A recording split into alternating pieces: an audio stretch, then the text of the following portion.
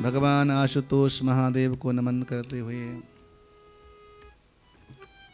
मंदिर प्रांगण में प्रतिष्ठित भगवान की सभी विग्रह को मानसिक नमन वंदन करते हुए मंचस्थ विद्वान ब्राह्मण आचार्य चरण सबके हृदय में निवास करने वाले परमात्मा को वंदन करते हुए सभी मातृशक्तियाँ, हमारे भाई बंधु, कंसल परिवार के पारिवारिक जन, विशेष करके हमारी माता जी श्रीमती लक्ष्मी देवी कंसल जी, आप सभी की निष्ठा को, आप सबकी भावना को और आप सभी के हृदय में जो भगवान का प्रेम है, उस प्रेम को नमन करते हुए आप सभी के मन में बैठने वाले परमात्मा श्री राम को वंदन करते हुए श्री राम कथा के इस पावन प्रसंग में आज पंचम दिवस की सभा में केवल पार्क के मध्य में निर्मित इस दिव्य भव्य मंदिर प्रांगण में मैं आप सभी जनों का हार्दिक अभिनंदन, हार्दिक स्वागत करता हूँ। सभी प्रेम से बोलेंगे जय श्री राम। जय श्री राम। धीरे धीरे लोग आते हैं, कथा छूट जाती है लोगों की, समय पे आना चाहिए। चलो हमारी माता जी मुख्य श्रोता हैं, पहले आ जाती हैं। तो आइए अब प्रवेश करते हैं कथा गंगा में। कल हम सभी कहाँ थे? जनकपुर धाम में थे। हम मानसिक रूप से जनकपुर धाम में थे और कथा के माध्यम से हमने कल भगवान का विवाह महोत्सव मनाया धूमधाम से। आनंद महोत्सव हुआ। श्री सीताराम जी का विवाह संपादन हो गया और न केवल सीताराम जी का, श्री लक्ष्मण और उर्मिला जी का विवाह संपादन हुआ, श्री भरत जी और मांडवी जी का विवाह संपादन हुआ और श्री शत्रुघ्न लाल जी और श्रुति कीर्ति जी का विवाह संपादन हुआ। चारों राजकुमारों का विवाह संपादन हुआ। विवाह होने के बाद भोज भंडारा आरंभ हुआ। भगवान का विवाह हुआ था गोधूली के लगन में, गोधूली के फेरे थे भगवान के। सायंकाल के गोधूली के फेरे बड़े अच्छे माने जाते हैं। दिन और रात मिलने का जो समय होता है उस समय बड़ा शुभ माना जाता है, क्योंकि स्त्री पुरुष का मिलन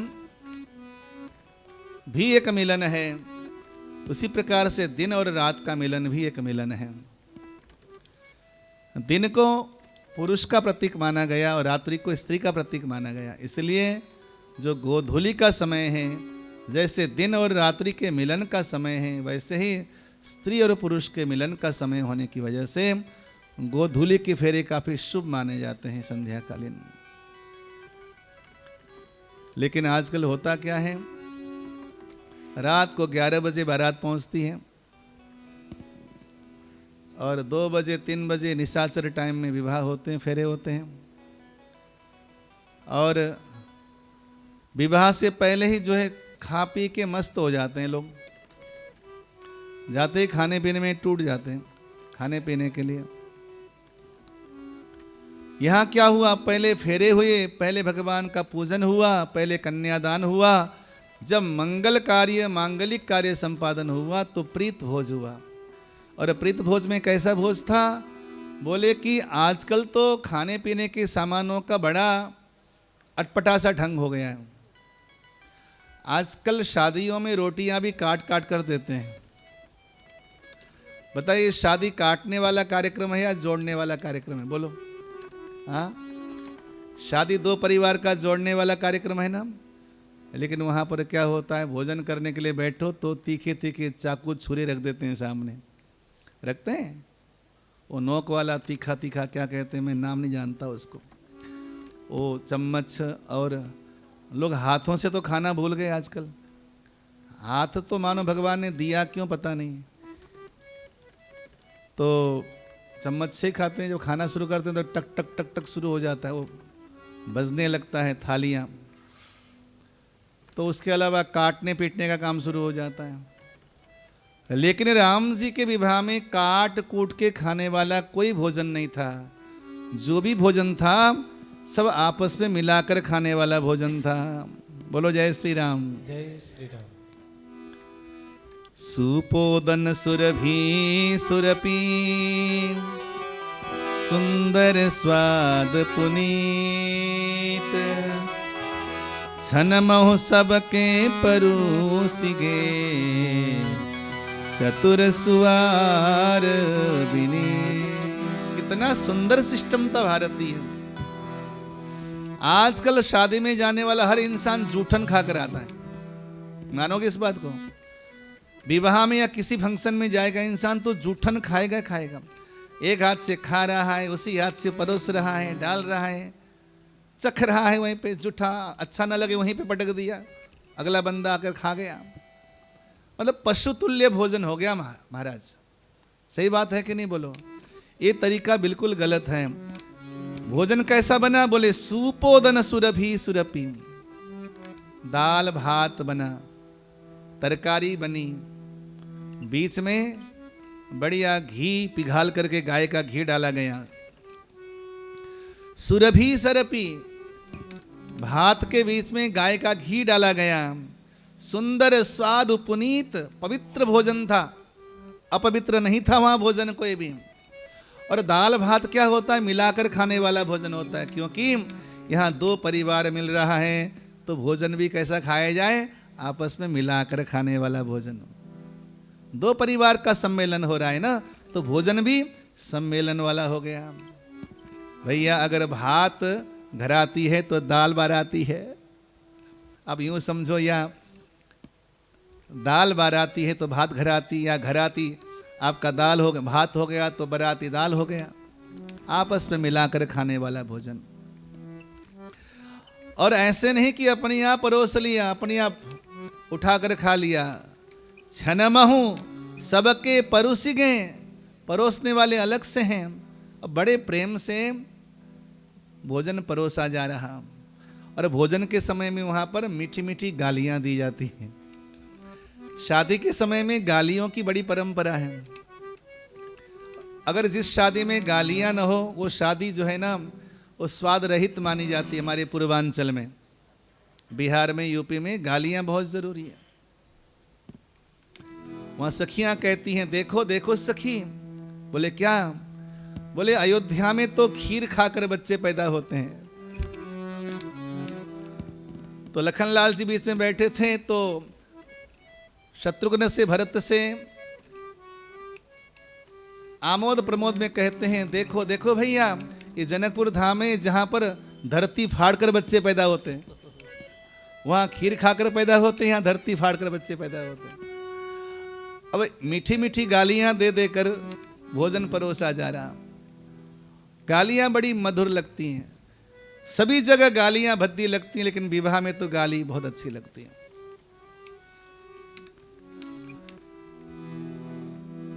राम जी को एक सखी गुलाब जामुन परोस रही थी। परोसती परोसती बोलती हैं, राघव जी एक बात कहूं? बोले क्या? बोले आप तो गुलाब जामुन ना ही खाओ। बोले क्यों? बोले गुलाब जामुन भी काले और तुम भी काले। गुलाब जामुन खाओगे तो और काले हो जाओगे, तो ये ना खाओ। तो इस प्रकार से जो है सखियां आपस में आमोद प्रमोद के साथ भोजन परोसती हैं, बड़े प्यार से। विवाह में कितना आनंद होता है ना? तो इस प्रकार प्रीत भोज हो गई। और प्रीत भोज होने के बाद कहा जाता है कि बारात की प्रीत भोजन के पश्चात महाराजा दशरथ ने 4 लाख गौदान किया। विवाह में गौदान की बड़ी सुंदर व्यवस्था है, क्योंकि दान लेने वाला इंसान अगर दान न दे तो वो दान उसके लिए बहुत दोषप्रद होता है। महाराजा दशरथ तो जो है ना क्षत्रिय हैं, क्षत्रिय पुरुषार्थवान होता है। वहाँ पर तो उसने दान लिया है, कन्यादान लिया है। और कन्यादान लेने का औचित्य यह है कि जितना दान लिया जाए उससे कई गुना ज़्यादा दान किया जाए। तो चारों पुत्रों के विवाह के प्रायश्चित के रूप में उन्होंने 4 लाख गौदान किया। महाराजा दशरथ ने दान लेने के बाद दान करना अति आवश्यक है, नहीं तो दाना पचता नहीं है, सफल नहीं होता। आजकल ये बात समझते नहीं लोग। विवाह में अगर कहा जाए कि भाई अब कन्यादान ले लिए हो, गोदान करो, तो गोदान करने के लिए लोग जो है कहते हैं कि कितना, बोले 1100 का गोदान।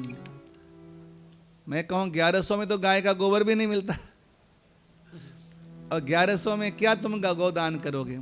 लेकिन वहाँ तो संभव होता नहीं, लेकिन अवश्य ही करना चाहिए। मौका मिले तो विवाह के पश्चात अपने पुत्र वधू के आगमन के उपलक्ष्य में किसी अच्छी जगह गौदान अवश्य करना चाहिए, गौ सेवा करना चाहिए। गौदान किया गया और रोज महाराजा दशरथ जाने के लिए तैयार होते हैं, लेकिन रोज नई नई सेवा, नए नए आतिथ्य के द्वारा बहुत ज्यादा सेवा होती है। जाने को तैयार हो जाते हैं और आकर हाथ जोड़कर कहते हैं, जनक महाराजा, महाराज आज और रुक जाइए, अभी तक हमारी अभिलाषा पूर्ण नहीं हुई है। मैंने कल कहा था ना, 1.5 महीने पहले बारात पहुंची थी। राजू आवाज को थोड़ा सा सॉर्ट कर दो, बेस कम कर दो। 1.5 महीने पहले बारात पहुंची थी और शादी के पहले 1 महीना, शादी के बाद 15 दिन, टोटल 1.5 महीना लगातार वहां पर रहे और रह करके पूरी सेवा ली, पूरा आतिथ्य स्वीकार किया। रोज माताएं कहती हैं कि राघव जी आज ये सेवा है, कल वो सेवा है। विदा करके राजी नहीं, सब कहते हैं कि महाराज आप यहीं रुक जाइए, आप मत जाइए। हमारे बिहार यूपी में ना दामाद जी को पाहुना कहते हैं, पाहुना। बहुत बहुत अनुनय विनय करती हैं। जौने सुखवा ससुरारी में, ससुरारी में जो सुख है वो सुख दुनिया में कहीं नहीं, और सही में है भी नहीं। क्या गुप्ता जी, है क्या? ससुरारी में जो सुख है वो सुख और दुनिया में कहीं नहीं। बहुत विनय करती हैं, रोज नई नई सेवा प्रस्तुति, रोज डेली सवारी सजती है। लेकिन मिथिलेश जनक जी महाराज आकर हाथ जोड़ के कहते हैं, महाराज आज और रुक जाइए, कल और रुक जाइए, परसों और रुक जाइए। इस प्रकार 15 दिन और निकल गए, लेकिन जाना तो है। घर में भी सारा काम छोड़कर आए हैं, राजसत्ता और किसी के हाथ में सौंप कर आए हैं, वहाँ पर भी संभालना है। तो जाने का निश्चय हुआ। जब जाने का निश्चय हुआ तो आज बारात जाना चाहती है, ऐसा सुना माताओं ने। तो सुबह सुबह उठकर अपने बिटिया को तैयार किया, माँ जानकी को, चारों बहनों को, और माँ सीता को गोदी में लेकर माँ सुनैना और बुद्धिमती नारियां बहुत प्रेम से उपदेश देती हैं। बेटी, उस घर को अपना ही घर समझना। आज के बाद ये घर तेरा घर नहीं, वो घर तेरा घर है। आज के बाद तू इस घर को भूल जाना, उसी घर को याद रखना। हमारे शास्त्रों में कन्यादान की परंपरा है। अभी कुछ अखबारों में बड़ी चर्चा चली और टीवी में आया कि एक लड़की ने कन्यादान करने के लिए अपने पिता को मना कर दिया कि मैं इंसान हूं, इंसान कोई दान की वस्तु है। बड़ी चर्चा चली। उन मूढ़ों को ये नहीं मालूम कि कन्यादान का मतलब क्या है। हमारे यहाँ की जो सभ्यता है, दान का अर्थ होता है कि हमने जो वस्तु दे दिया उस वस्तु पर हमारा दोबारा अधिकार नहीं होता। और आज घर टूटते क्यों हैं? क्योंकि कन्यादान करने के बाद भी बेटी पर माँ बाप अधिकार जमा कर बैठते हैं। सुबह शाम टेलीफोन करके बिटिया के दिमाग को खराब करते हैं माँ बाप। याद रखना, बिटिया के घर को खराब करने के बहुत बड़े कारण ये भी हैं कि माता पिता यानी कि माई का पक्ष ज्यादा हस्तक्षेप करता है। कन्यादान करने का यही मूल अर्थ है कि कन्यादान के बाद आप बेटी के जीवन में हस्तक्षेप न करो। उसने कौन सी सब्जी खाई नहीं खाई रोज फोन कर उसका दिमाग खराब मत करो। यदि आप रोज उसको छेड़ोगे तो वहां पर घर नहीं बना पाएगी। उसका मोह तुम्हारे घर से लगा रहेगा। जब तुम्हारे घर से मोह बना रहेगा तो उस घर को अपना मान नहीं पाएगी, क्योंकि ये सच है कि तुमने उसको बहुत प्यार दिया होगा। वहां पर आरंभ में प्यार नहीं मिलता, वहां तो जिम्मेवारियां मिलती हैं। शादी के बाद तो जिम्मेदारियां होती हैं। शादी के बाद तो उस घर को चलाने का दायित्व तो होता है। वहां पर जो सासू माँ बैठी है, प्रतीक्षा करके बैठी है कि बहू आएगी तो ये सारे काम करवाऊंगी। शुरू शुरू में सासू माँ थोड़ा सा सासू बनने का प्रयास करती, वो भी तो सासू है ना। 3 प्रकार की सास होती हैं। एक सास होती है, दूसरी एहसास होती है और तीसरी बकवास होती है। पहली सास, दूसरी एहसास और तीसरी बकवास। सास वो ठीक है, एहसास भी ठीक है, लेकिन बकवास भी नहीं होना चाहिए कि अगर पराए घर से बेटी आई है तो केवल इसलिए आई है कि यहाँ पर काम ही कराएं, ऐसा भी नहीं। उसको एहसास होना चाहिए कि मैं भी इस घर में बहू बनकर आई थी तो काफ़ी दुख उठाया था, लेकिन मेरी बहू आएगी तो उसे कम से कम इस प्रकार का दुख न उठाना पड़े। ये भाव सास के मन में भी होना चाहिए। लेकिन कन्यादान का अर्थ यह है कि तुम उसको हस्तक्षेप न करो। यदि हस्तक्षेप किया तो तुम्हें एक तो पाप लगेगा, क्योंकि तुमने कन्यादान किया और कन्यादान करने के बाद उस वस्तु पर, उस व्यक्ति पर तुमने अधिकार जमाए रखा, वो दान नहीं हुआ। दान का अर्थ केवल इसीलिए है, और कोई दान का अर्थ नहीं। इंसान का दान नहीं होता। यहाँ पर केवल विधान है कि हमारे यहाँ की जो सभ्यता है, भारतीय सभ्यता, बेटी को दूसरे घर में जाना ही पड़ता है। राजा महाराजा शहंशाह भी अपनी बिटिया को घर में रखे अच्छा नहीं लगता। इसलिए बेटा वही घर तेरा घर है। ये तो कभी कभी आने जाने के लिए एक पड़ाव है। कभी पिता के घर में उत्सव हुआ तो आ गई, आने का मन हुआ तो आ गई। इस घर में तेरे पिता रहते हैं, तेरी माँ रहती है, लेकिन घर तेरा वही है। तो वहां पर सुहागन के जोड़े में जा रही है और कफन में तेरी विदाई होगी। यही सच्चाई है बेटा। आप यूं समझाकर बच्चियों को विदा करें। पराई घर में भेजते समय बेटियों से मोह न रखें। यही सच्चाई है। इस सच्चाई को स्वीकार करेंगे, यदि स्वीकार करेंगे तो बिटिया वहां पर सुखी होगी, क्योंकि बेटियों को ये नेमत दे रखी भगवान ने। वो कैसे भी घर में जाएगी, उसको घर बनाएगी, उसके अंदर ये ताकत है। लेकिन तुम छेड़ोगे तो दोनों घर बर्बाद हो जाएंगे। जो बेटी दोनों घरों को आबाद करती है, वो बेटी दोनों घर को बर्बाद कर डालेगी। ठीक है, कठिनाइयां होंगी, नए घर में जाएगी, उसे तो ये भी नहीं मालूम कि बिजली का बटन कौन सा है, पंखे का बटन कौन सा है, सासू माँ चाय पत्ती कहाँ रखती है, उस घर की परंपराएं क्या है नहीं मालूम। अलग अलग खानदान की परंपराएं होती हैं।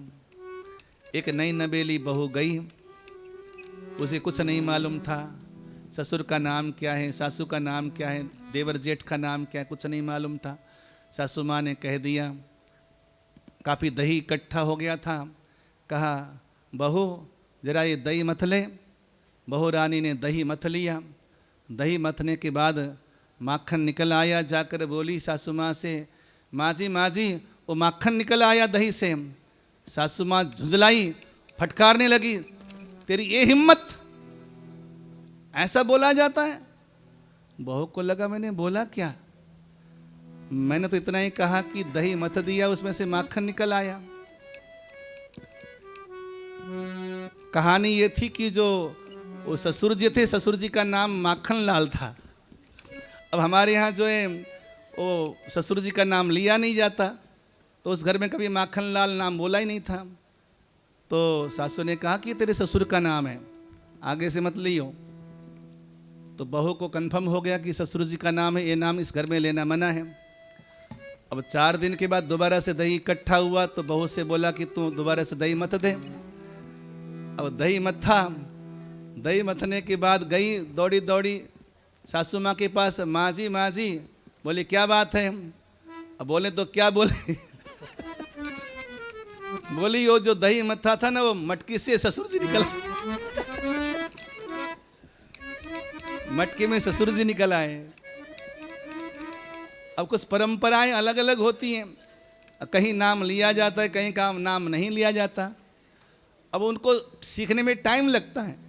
आप ये कहोगे जाते ही सीख लेंगे और उस घर में राज करेंगे, ऐसा नहीं हो सकता।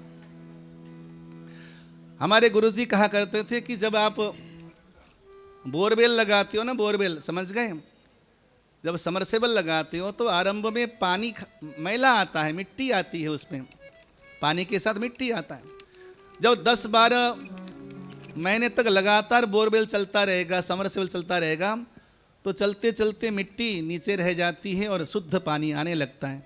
जैसे एक समरसेबल नीचे घर बनाता है, एक बहुत बड़ा घर बना लेता है समरसेबल, वहाँ पे बड़ा कुआं भीतर बना लेता है समरसेबल, सारी मिट्टी निकाल कर फेंक देगा, खारा पानी निकाल कर फेंक देगा, तो वहाँ पर बड़ा सा घर बना लेता है। फिर वहाँ पर पानी इकट्ठा होता है, मीठा पानी। जैसे मीठा पानी इकट्ठा होगा तो समरसेबल फिर बगैर मिट्टी का साफ सुथरा पानी आपको देने लगता है। उसी प्रकार जैसे एक बोरवेल मशीन, एक समरसेबल मीठा पानी देने में टाइम लगाता है, उसी प्रकार ससुराल में जाकर के मिठास पाने में टाइम लगता है। आरंभ में आपको जगह बनानी पड़ती है, हर चीज से आपका परिचय लेना होता है। वहाँ किसी चीज को तुम जानते नहीं, पहचानते नहीं, परखते नहीं। यदि आप चाहती हो कि जाते ही तुम्हें वहां पर आरती उतारी जाएगी, तो पहली बार आरती उतारी जाएगी। सासू माँ पहली बार आरती की थाली लेकर खड़ी होती है, मानो यूं समझो कि सासू कह रही है कि आज तो मैं उतार रही हूं, बाकी तू उतारती रही हो हमारी आरती, बाकी दिनों में तुझे उतारना पड़ेगा। ये तो होगा ही होगा, लेकिन वहां जाकर थोड़ा सा धैर्य रखना। माताओं का नाम है क्षमा, क्षमा रखना।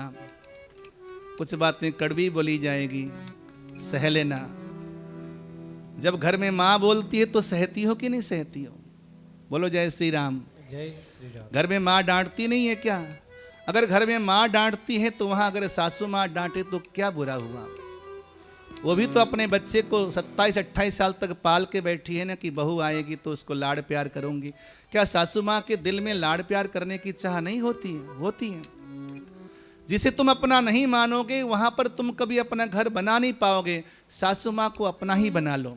जैसे माँ थोड़ी कड़वी बोलती है तो सासू माँ भी बोलती है, सुन लो, कोई बात नहीं। 2-4 दिन बोलेगी, जैसे तुम्हें प्यार करने लगेगी तो बहुत लाड़ प्यार करेगी।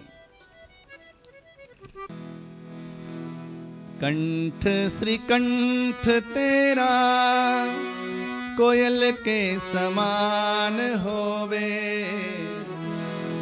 होठों की लाली तेरी मधुर मुस्कान होवे, भलाई की बिंदियां तेरी, नेकी की नथनी तेरी, लज्जा है बेटी तेरा गहना, इस भांति रहना जाके ससुराल में। घर को अपना समझना। बेटा उस घर को पराया घर न कहना। समस्या तो हमारे समाज के लोगों में भी है ना। बेटी को हम पालते हैं तो जीवन भर पराया कहकर पालते हैं। घर में बेटी आ गई, पंडित जी नाम रखने के लिए गए, पंडित जी अच्छा अच्छा बताते हैं, तो माँ कहती है कितनी भी अच्छी हो महाराज, जाएगी तो पराए घर में, ये पराए घर की बहू बनेगी। अब शादी हो गई, पंडित जी गए उसके ससुराल में, पूछा बहू कैसी है माँ जी? ठीक है, अपनापन नहीं है, जैसी भी है तो पराई बेटी। हाँ, तो ये जो भाषा है ना, इस भाषा के कारण उस बिटिया को जीवन भर पराया बनकर जीना पड़ता है। जब मैके में थी जीवन भर पराई थी, पराए घर में जाएगी, पराए घर में जाएगी, पराए घर में जाएगी। माँ डांटती है तो इसी भाषा में डांटती है, संभल जा, एक दिन तेरे को दूसरों के घर में जाना है। ऐसे जिएगी, यही लाइफ स्टाइल होगा। कौन करेगा तेरे से ब्याह? ये माँ के डांटने की कला है। और सासू माँ वही भाषा इस्तेमाल करती है। लेकिन गजब देखिए, चाहे ये मैके में रहे तो अपने पन से जीती है।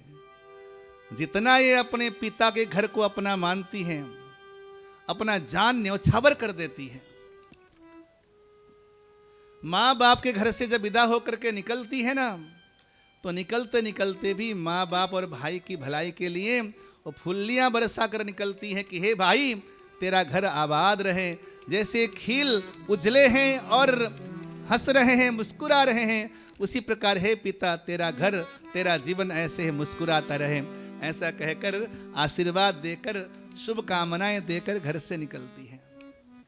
और जब उस पराए घर में जाती है, दरवाजे पे एक बहुत बड़ा सा एक लोटा रखा जाता है, वहाँ पे गेहूं भरा जाता है, रंगोली बनाई जाती है और वहाँ पर कुमकुम रखा जाता है। और जब प्रवेश करती हैं तो गेहूं के बर्तन को लुढ़काती हैं और दरवाजे में गेहूं, धान्य, कनक बिखेरती हैं और आगे जाकर कुमकुम में अपना पाँव रखती हैं।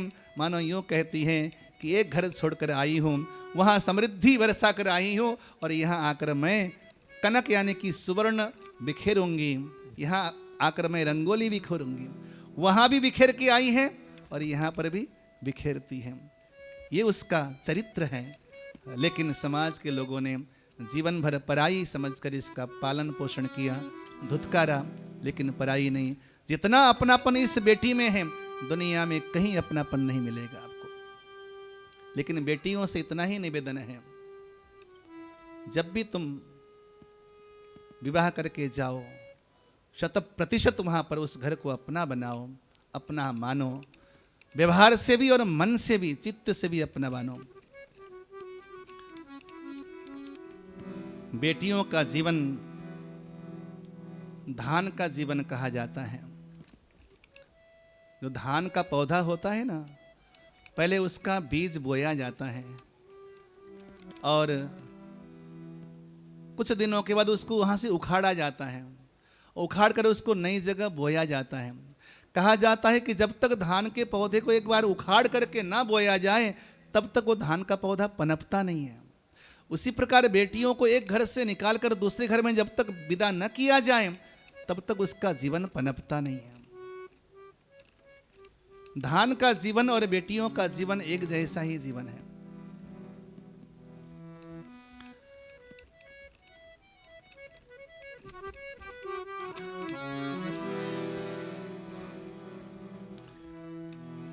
तेहि अवसर भाइन सहित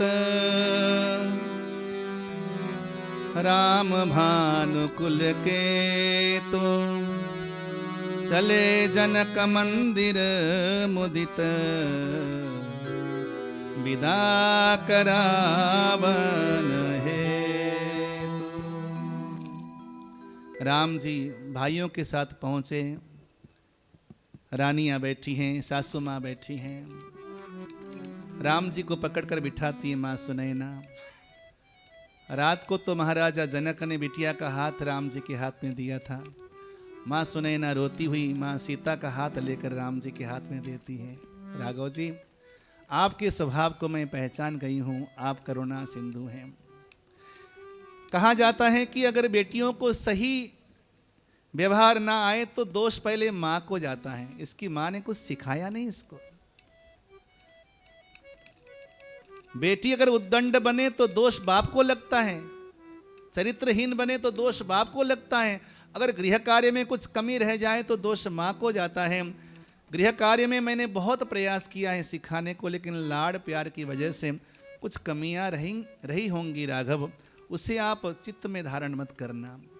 मेरी बेटी में जो भी कमियां हैं वो सारी कमियां मेरी कमियां समझकर मुझे माफ़ कर देना, लेकिन मेरी बेटी को पूरा प्यार देना राघव।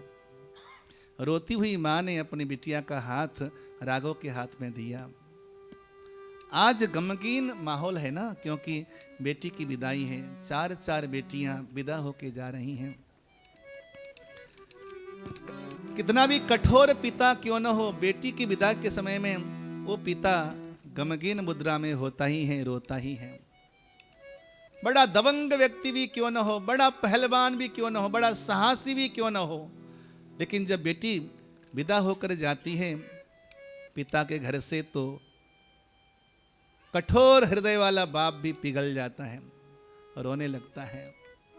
महाराजा जनक ज्ञानी हैं, लेकिन बेटी की विदाई के समय में जनक जैसा ज्ञानी भी पिघल गया, फूट फूट कर रोने लगा। डोलियां सज गईं और जानकी जी को सुंदर दुल्हन के जोड़े में सजाया गया। चारों बहनों को सजाया गया, चारों डोलियां सजी। सीता जी को देखकर जनक महाराजा का धैर्य आज टूट गया।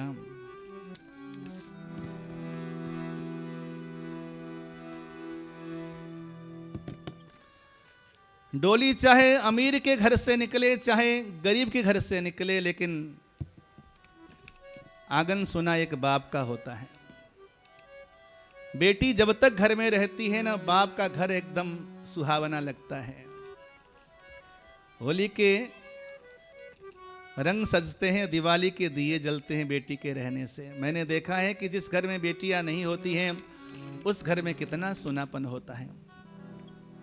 मेरे भाई बहन, बेटियां हमारे घर का श्रृंगार है, संपूर्ण श्रृंगार है।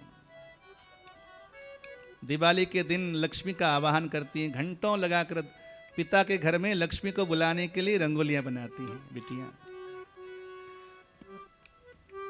सारी दुनिया फटाके फोड़ती हैं, लेकिन बिटिया को लगता है कि लक्ष्मी का पूजन करूंगी रंगोली बनाकर। द्वारे पे दिए सजाएंगी, आंगन में दिए सजाएंगी, तुलसी की मड़ैया में दिए सजाएंगी, धनसार में दिए सजाएंगी, अन्न की कोठरी में दिए सजाएंगी और लक्ष्मी का आवाहन करती है, क्योंकि बिटियां हैं लक्ष्मी।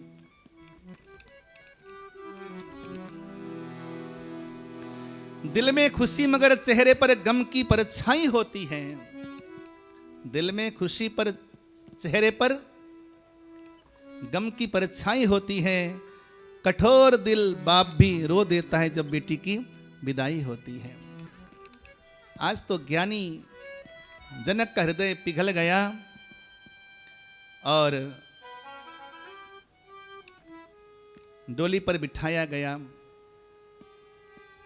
मध्य मार्ग में आंगन के बाहर राघव जी खड़े हैं, महाराजा दशरथ खड़े हैं और महाराजा दशरथ के हाथ को पकड़कर कहते हैं महाराजा जनक, राजन जी मैं क्या दे सकता हूं आपको, आप तो अपने आप में श्री संपन्न हैं। अब ये समझना कि हमने अपना जिगर का टुकड़ा आपके हवाले कर दिया है। आप ये समझिए आज के बाद जनकपुर धाम में केवल मेरा तन रहेगा, मन दिल तो आपके साथ जा रहा है। कुछ कमियां रह गई हो तो क्षमा कर दीजिएगा। दशरथ जी कहते हैं राजन ऐसा न कहिए, मैं आपके घर से बहू लेकर नहीं जा रहा हूं, मैं आपके घर से बिटिया लेकर जा रहा हूं। मैं सत्यवादी चक्रवर्ती सम्राट दशरथ वचन देता हूं कि जब तक प्राणों में प्राण है आपकी बेटी को कोई कांटा भी लगने नहीं दूंगा। ये मेरा वचन है। वचन देकर लाए थे बहू को और सचमुच जब तक उनके वश में था, कहा जाता है कि मंदिर में, भगवान के मंदिर में दिया बुझने वाला हो तो भी सासू मां कभी जानकी को ये नहीं कहती थी कि बेटी सीते देखो मंदिर में ठाकुर जी का दिया बुझ रहा है, जाके थोड़ी सी बाती को ऊपर कर दो, इतना भी नहीं कहती थी। इतना प्यार था। प्यार तो दोनों ओर से होता है ना, केवल बहू प्यार करे सासू मां प्यार न करे तो प्यार फैरता नहीं है, पलता नहीं है, पनपता नहीं है। व्यवहार से प्यार दिखता है।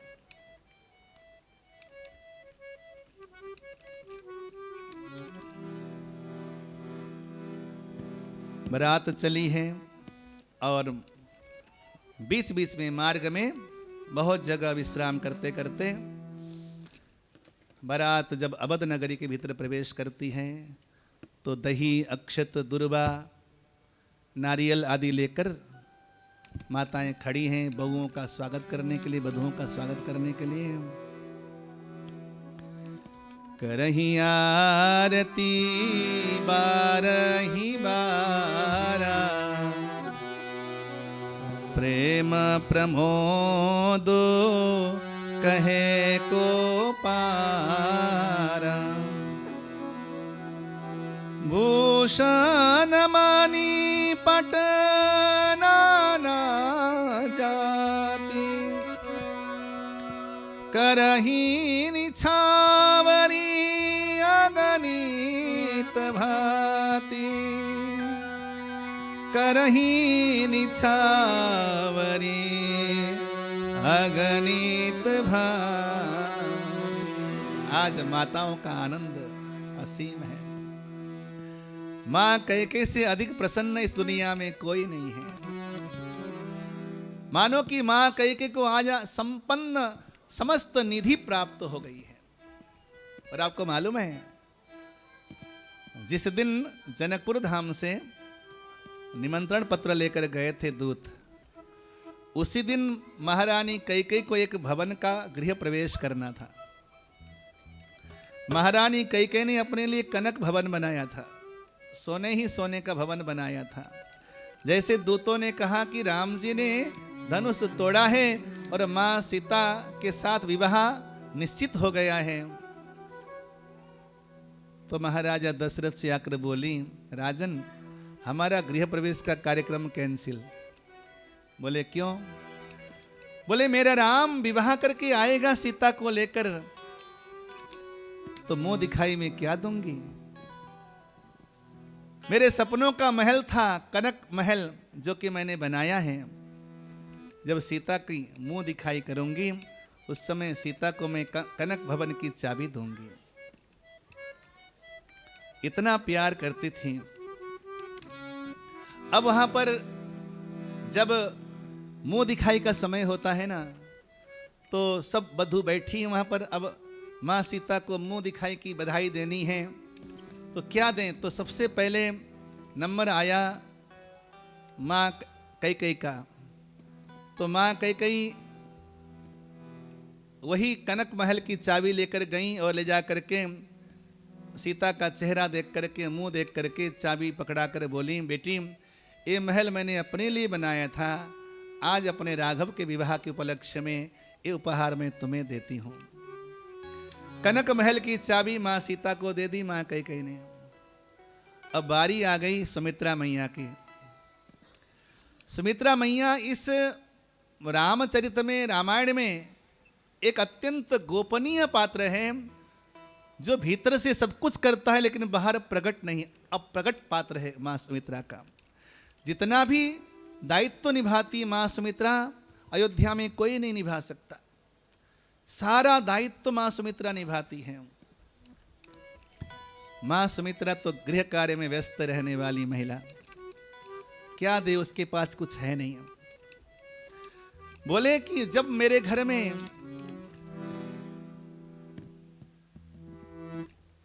लक्ष्मण और भरत का जन्म हुआ था, शत्रुघ्न का जन्म हुआ था, तो मैंने सोचा था कि मेरे दोनों पुत्र अपने दोनों भाइयों के अनुगामी बने। तो आज मैं तुम्हारी मुंह दिखाई में कुछ धन दौलत दे के तुम्हें संतुष्ट कर नहीं सकती। मेरे पास तो मेरे जीवन का सर्वोत्तम धन है ये लखन। आज के बाद ये लखन को मैं तुम्हारे हवाले करती हूँ। आज तक मैं इसकी माँ थी, आज के बाद तुम इसकी माँ हो। ऐसा कहकर लक्ष्मण का हाथ ले जाकर माँ सीता के चरणों में रख दिया। बेटा आज के बाद सीता तेरी माँ है और राम तुम्हारे पिता हैं। अब मुझे छुट्टी दे दे, अब मैं फ्री हो गई, मैं तो भजन करूंगी आराम से। लक्ष्मण जी को सौंप दिया जानकी के चरणों में। अब बारी आ गई कौशल्या की। अब कौशल्या असमंजस में पड़ गई कि न तो मेरे पास महल है, न मेरे पास राम के अलावा कोई पुत्र है। मेरे पास तो राम के अलावा कोई पुत्र भी नहीं है, और राम तो पहले से ही सीता को प्राप्त हो चुका है, लेकिन दूं तो कैसे दूं, किस भाव में दूं? तो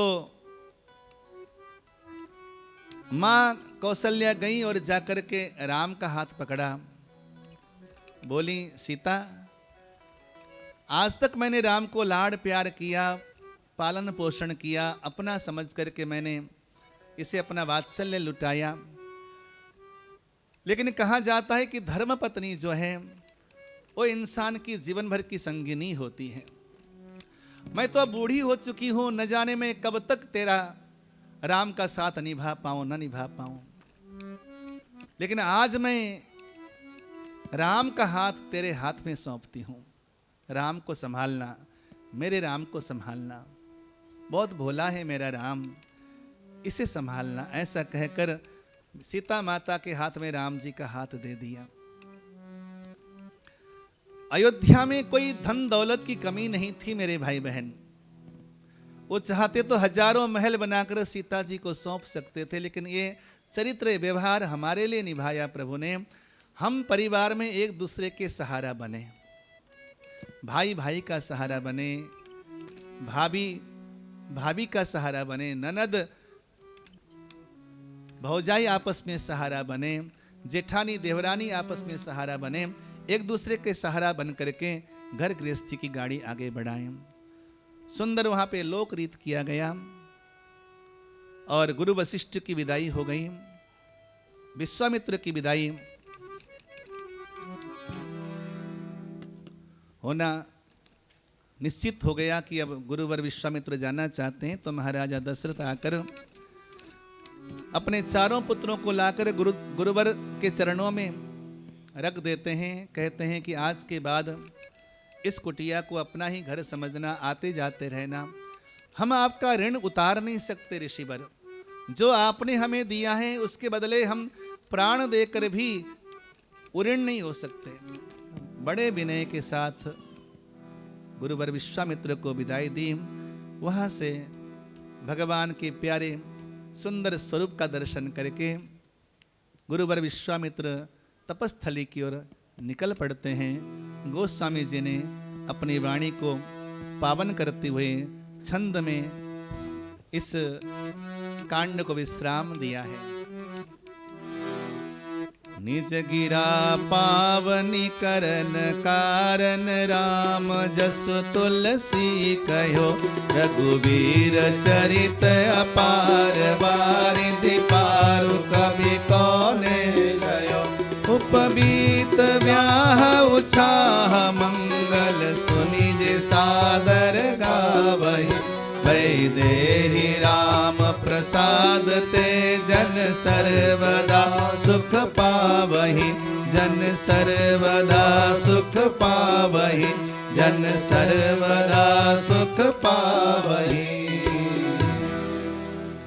जो ये कथा सुनता है वो सदा सर्वदा सुख पाता है, उसके जीवन में सदा सर्वदा मंगल ही मंगल होता है।